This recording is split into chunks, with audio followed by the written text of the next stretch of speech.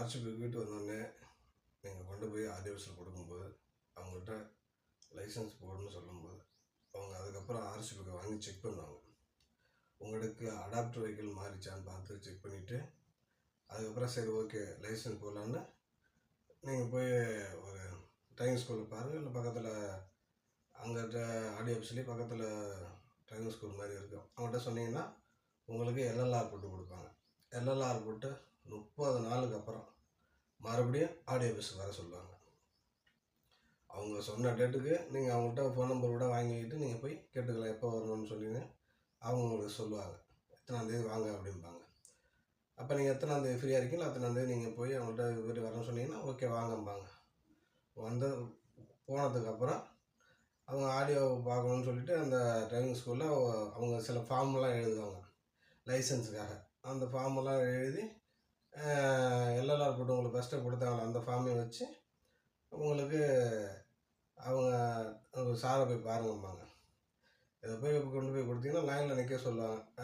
Driving ஸ்கூலில் எல்லாருமே licence போட வந்திருப்பாங்க. அவங்கக்கிட்ட நீங்கள் லைனில் நின்னீங்கன்னா அப்போ அவங்களுக்கு லைசன்ஸ் போடுறதுக்கு அவங்களுக்கு உதவுனாங்க பாரு, எல்எல்ஆர் போட்டாங்க பாரு, அவங்களும் வருவாங்க. அவங்க வந்து அப்புறம் அந்த சார்கிட்ட பேசுவாங்க, அதுமாரி சார் போகணுன்னு சொல்லி. சரி ஓகே வர சொல்லும்பாங்க.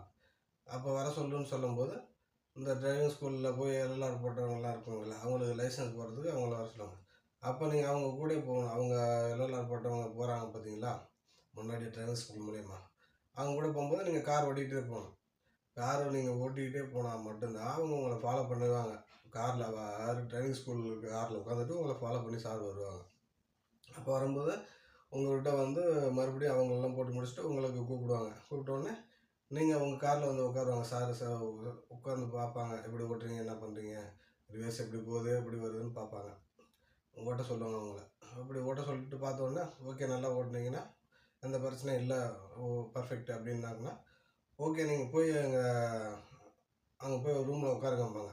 ஆடியோஸ்லேயே போய் ரூமில் உட்காந்திங்கன்னா பின்னாடி சைடில் உங்களுக்கு ஆஃபீஸ் இருக்கும். உட்காந்திங்கன்னாக்கா அவங்க உங்கள் பேரை கூப்பிடுவாங்க. சார் அங்கே சைன் போட்டு அனுப்பி விட்ருவாங்க.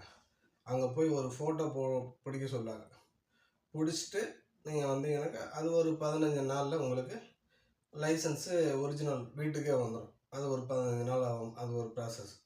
15 நாள் கழிச்சு உங்களுக்கு வீட்டுக்கு லைசன்ஸ் வந்துடும்.